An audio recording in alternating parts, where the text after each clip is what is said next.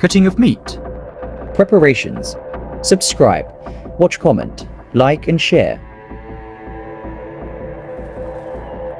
Meat cutting, a comprehensive overview. Meat cutting is a skilled profession that involves the butchering, trimming, and preparation of meat for consumption. It requires a deep understanding of anatomy, meat science, and the use of specialized tools. The process of meat cutting. The process of meat cutting typically involves the following steps. Isa, slaughtering. Animals are humanely slaughtered and bled. Dalawa, skinning. At evisceration, the animal is skinned and its internal organs are removed. Tatlo, chilling. The carcass is chilled to improve tenderness and facilitate cutting. Apat, cutting. At fabrication, the carcass is cut into primal cuts, such as the loin, rib, chop, and leg. These primal cuts are then further fabricated into smaller, more consumer-friendly cuts, such as steaks, roasts, and ground meat. 5. Trimming. Excess fat and connective tissue are trimmed to improve the appearance and eating quality of the meat. 6. Packaging. The final cuts are packaged and labeled for sale. Tools of the trade. Butchers use a variety of specialized tools for cutting meat, including knives. Different types of knives are used for specific tasks, such as boning, trimming, and slicing. Saws. Saws are used to cut through bones. Cleavers. Cleavers are heavy knives used for chopping bones and meat. Grinders. Grinders are used to produce ground meat.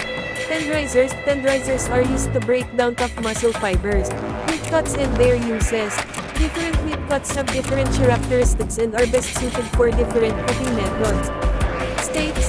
Thick cuts of meat, typically from the loin or rib, that are grilled, pan-fried, or broiled. Roasts. Larger cuts of meat, typically from the shoulder, leg, or rib, that are roasted in the oven. Ground meat. Meat that has been ground into small pieces, often used for burgers, meatballs, and sausages. Sausages. Ground meat that is seasoned and stuffed into casings. Stew meat. Tough cuts of meat that are cooked slowly in liquid to make them tender. Benefits of meat cutting. Quality control. Butchering and cutting meat allows for careful inspection and removal of any undesirable parts. Customization. Consumers can choose specific cuts of meat that meet their needs and preferences. Waste reduction. Proper meat cutting techniques minimize waste and maximize the use of the animal. Ethical considerations. Meat cutting is a complex industry with ethical considerations, including animal welfare and sustainable practices. It is important to support butchers who prioritize humane treatment of animals and environmentally responsible methods. Common mistakes when cutting meat at home. While cutting meat at home can be a rewarding experience, many people make common mistakes that can affect the quality and safety of their food. Here are some of the most frequent errors.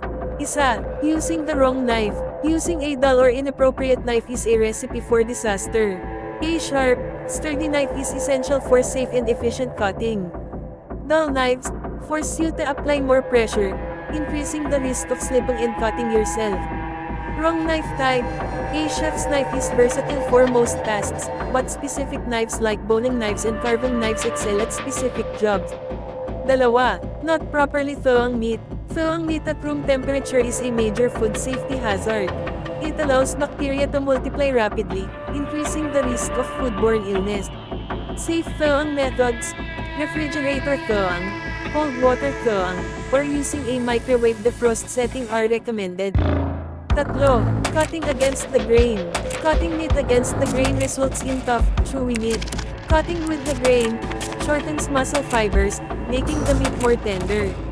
Identifying the grain, look for the direction of the muscle fibers, which run parallel to the bone.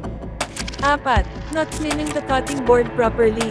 A dirty cutting board can cross-contaminate meat with bacteria from other foods. Though rough cleaning, wash the cutting board with hot